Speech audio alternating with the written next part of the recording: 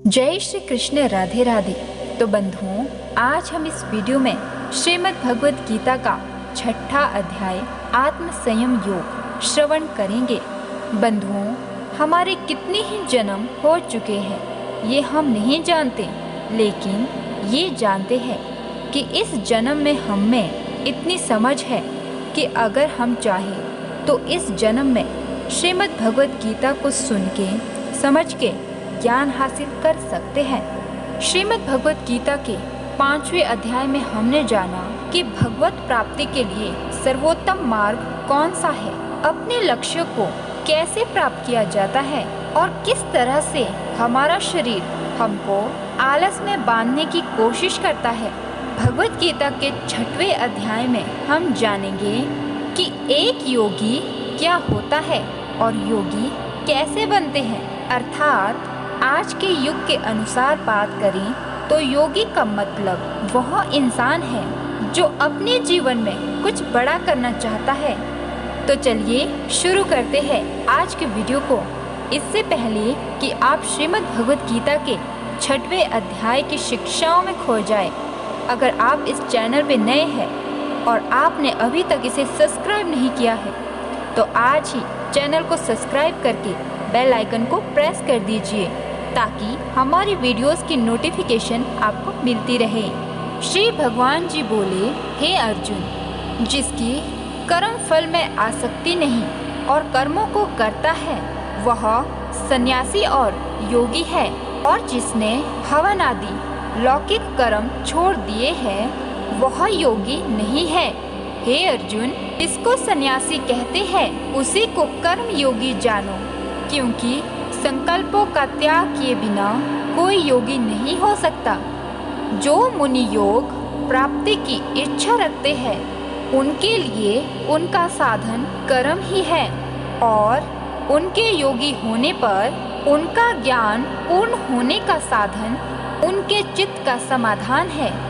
जब मनुष्य विषय और कर्मों की आसक्ति से छूट गया और वासनाओं को उसने त्याग दिया, उसी समय वह योगारूढ़ कहा जाता है। जिसने मन स्वाधीन कर लिया है वह अपना हितकारी है, और जिसने विवेक का त्याग किया है वह स्वयं ही अपना शत्रु है।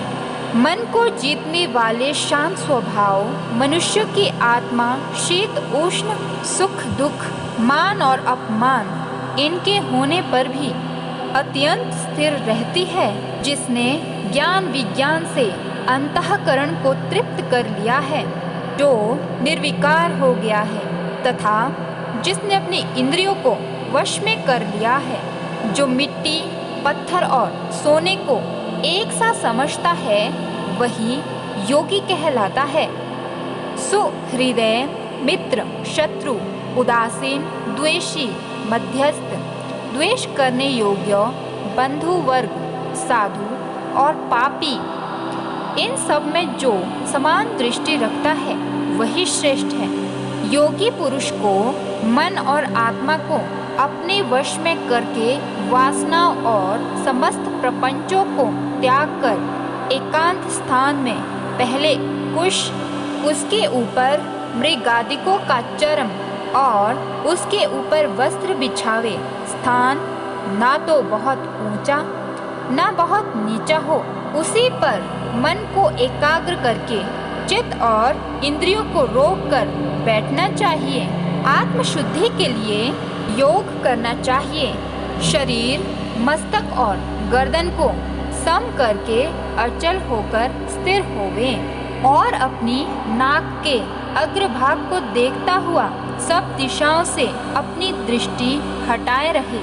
भय रहित होकर शांत चित्त से ब्रह्मचर्य व्रत का पालन कर मन को रोक कर मुझ में ही लीन हो मन को योग में लगावें। इस प्रकार मन को वश में करने वाले योगी को निरंतर योगाभ्यास करते रहने से मुझ में रहने वाली और अंत में निर्वाण पद अर्थात मेरे स्वरूप में लीन करने वाली शांति प्राप्त होती है। हे अर्जुन, जो अधिक भोजन खाता है या अनेक दिन उपवास करता है जो बहुत सोता है या जागता रहता है उसको योग प्राप्त नहीं होता। जो उपयुक्त आहार और विहार करता है तथा कर्मों का योग रीति से पालन करता है तथा जो यथासमय सोता और जागता है, योग ऐसे पुरुष का दुख मिटा देता है। तब संयम को प्राप्त हुआ चित्त अपनी आत्मा में ही स्थिर हो जाता है और सब कामनाओं से निवृत्त हो जाता है। तभी योगी मोक्ष पद पा जाता है। इस प्रकार योगी अपने चित्त को निश्चल रखकर उसका संयम करता है और अंतःकरण की समाधि लगाता है।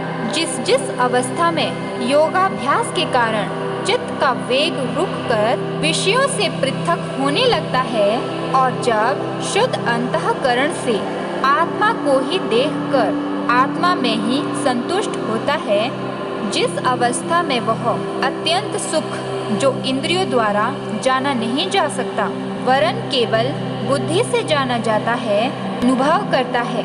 और जब वह योगी आत्म स्वरूप में स्थिर हो, उसमें विचलित न हो, जिस अवस्था को पाकर फिर और कोई बड़ा भारी दुख उसे वहां से चलायमान नहीं कर सकता, इस अवस्था को दुख संयोग वियोग कारक योग नामक जानना हो, सो योग निर्विकल्प चित्त से निश्चय करके ही करना चाहिए।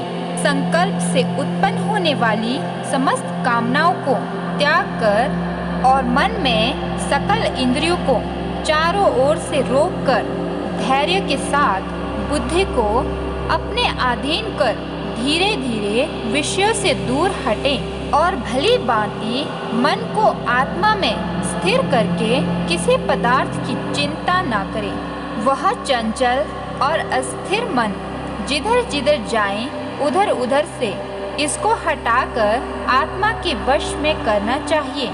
इस प्रकार शांत चित्त तथा रजोगुण से रहित निष्पाप तथा ब्रह्म स्वरूप योगी को उत्तम सुख प्राप्त होता है। इस रीति से निरंतर योगाभ्यास करने वाला योगी समस्त पापों से छूटकर सहज ही उस परम सुख को पा लेता है जो ब्रह्म के संयोग से प्राप्त होता है। जिसका मन योग में स्थिर हो गया, उसकी दृष्टि भी सर्वत्र समान हो जाती है। वह सब प्राणियों में अपने को और अपने मन में सब प्राणियों को देखता है। जो सब में मुझको और मुझ में सबको देखता है, उसमें मैं अलग नहीं हूँ और मुझसे वह अलग नहीं है। जो अभेद भाव से रहता है, वह सब प्राणियों में स्थिर हो मेरा मनन करता है। वह योगी चाहे जिस अवस्था में रहे से मिलता है। हे अर्जुन, जो सब प्राणियों के दुख सुख को अपने दुख सुख के समान समझता है और सबको समभाव से देखता है, वही श्रेष्ठ योगी है। अर्जुन ने कहा कि हे मधुसूदन, आपने जो यह योग सिखाया कि सबको अपने समान देखें, तो मन के चंचल होने के कारण उसकी दृढ़ स्थिति अपने में नहीं देखता हूँ। हे कृष्ण, मन बड़ा ही हठी पराक्रमी और दृढ़ है। इसको अधीन रखना तो मुझे वायु को बांध रखने के समान प्रतीत होता है।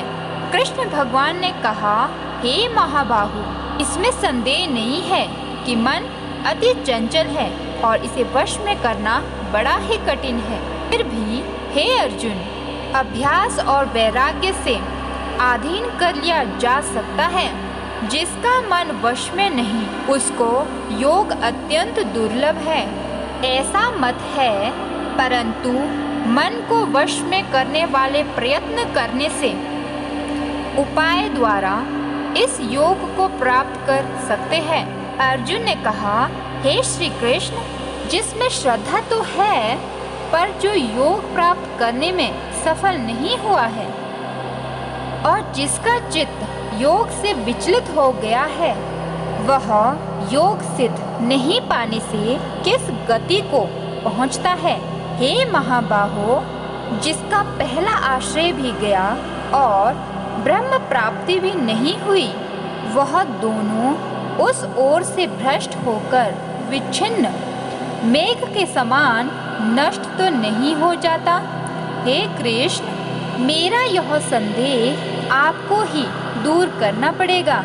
इसको दूर करने वाला आपके अतिरिक्त अन्य कोई नहीं है। श्री भगवान बोले, हे तात पार्थ, उसका यहाँ नाश नहीं होगा और परलोक में भी नहीं होगा, क्योंकि उत्तम कार्य करने वाला मनुष्य बहुत दिनों तक पुण्यवानों को प्राप्त होने वाले लोकों में वास करता है और वहाँ से फिर किसी पवित्र और धनवान के घर में आकर जन्मता है, अथवा वह बुद्धिमान योगियों के ही कुल में जन्म पाता है। इस प्रकार का जन्म पाना भी इस लोक में बड़ा दुर्लभ है। बड़े श्रम और यत्न से जो योगाभ्यास करता है वह पापों से शुद्ध होकर अनेक जन्मों में प्रसन्न परिश्रम करके सफल होता है और परम गति को पाता है। बड़े बड़े तपस्वियों से योगी श्रेष्ठ है, ज्ञानियों से भी योगी श्रेष्ठ है। इसीलिए हे अर्जुन, तुम योगी बनो। केवल मुझ में ही मन लगाकर मेरी प्राप्ति के लिए जो मेरा भजन करता है को समस्त योगियों के मध्य मैंने अत्यंत श्रेष्ठ माना है।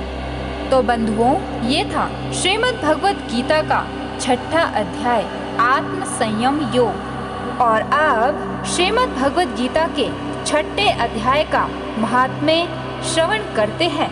श्री भगवान जी बोले, हे लक्ष्मी जी, 6ठे अध्याय का महात्म्य सुनो। गोदावरी नदी के तट पर एक नगर था। वहाँ एक जनश्रुति राजा बड़ा धर्मज्ञ था। एक दिन नगर में हंस उड़ते उड़ते आ निकले।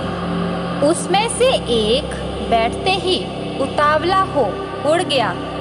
तब नगर में पंडितों ने कहा, हे हंस, तू ऐसा उतावला क्यों उड़ा है?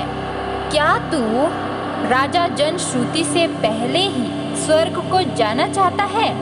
तब उन पक्षियों में जो सरदार था उसने कहा, इस राजा से भी बढ़कर एक रैयक मुनि श्रेष्ठ है। वह वैकुंठ का अधिकारी होगा। वैकुंठ लोक स्वर्ग से भी ऊंचा है। तब राजा ने मन में विचार किया कि मेरे से उसका पुण्य बड़ा होगा जिसकी यह हंस स्तुति करते हैं। यह विचार करके राजा ने कहा कि चलकर उसके दर्शन करने चाहिए। राजा ने सारथी से रथ मंगवाकर उस पर बैठकर प्रथम बनारस श्री काशी जी में जाकर गंगा स्नान कर ब्राह्मणों को दान दिया और शिवजी महाराज के दर्शन किए। फिर लोगों से पूछा, यहाँ कोई रैयक मुनि रहते हैं? लोगों ने कहा, नहीं। फिर राजा ने उत्तर दिशा को जाकर बद्री नारायण को परसा। वहाँ से राजा का रथ चले नहीं। तब राजा ने कहा, मैंने पृथ्वी की परिक्रमा करी है परंतु किसी स्थान पर रथ नहीं अटका है। यहाँ कोई ऐसा पुण्यात्मा रहा है जिसके तेज से मेरा रथ नहीं चलता। तब राजा रथ से उतरकर आगे चला तो देखा कि पर्वत की कंदरा में एक मुनि बैठा था जिसके तेज से बहुत प्रकाश हो रहा है जैसे सूर्य की किरणें होती है। तब राजा ने देखते ही कहा, यह रैयक मुनि होंगे। राजा ने दंडवत कर चरण वंदना करी तथा हाथ जोड़ करके स्तुति करी। तब रैयक मुनि ने राजा का आदर किया और कहा, हे पृथ्वीराज, तू चारों धाम का परस नहारा, धर्म का साधन हारा है, तू पुण्य आत्मा है। तब राजा ने मुनि से कहा कि आपका तेज किसके बल से ऐसा है? तब मुनि ने कहा, हे राजन, मैं नित्य प्रति गीता जी के 6ठे अध्याय का पाठ करता हूँ। इस कंदरा में उसी का प्रकाश है। यह सुनकर राजा ने अपने पुत्र को बुलाकर कहा, हे पुत्र, आज से तू राज्य कर, अब मैं तीर्थों को जाता हूँ। इतना कहकर राजा ने राज्य त्याग दिया और रयक मुनि ने गीता जी के 6ठे अध्याय का पाठ आरंभ कर दिया। तब वह राजा भी पाठ करने लगा। एक दिन प्राणायाम करके दोनों ने देह त्याग दी। तब स्वर्ग से विमान आए, जिस पर बैठकर वे वैकुंठ को गए। तो बंधुओं, ये था श्रीमद् भगवत गीता का 6ठे अध्याय का महात्म्य। मिलते हैं अगले अध्याय में, तब तक राधे राधे।